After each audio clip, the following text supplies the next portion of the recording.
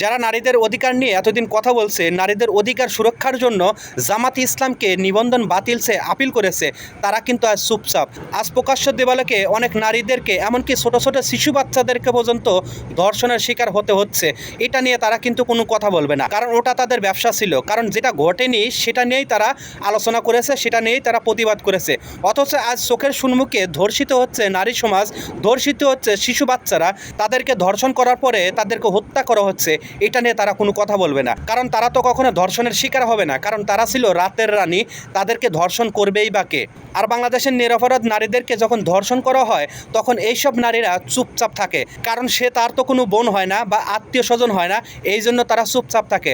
তাদের যেখানে স্বার্থ থাকে সেখানেই তারা কথা বলে। কিন্তু নারীদের অধিকারের নামে যে তারা ব্যবসা করতেছে, এটা সবার কাছে কিন্তু স্পষ্ট হয়ে যাচ্ছে। সুতরাং আমাদের সবার একটাই দাবি, যারা ধর্ষণ করবে তাদেরকে প্রকাশ্য দিবালোকে ফাঁসিতে ঝুলিয়ে মৃত্যুদণ্ড কার্যকর করা হোক।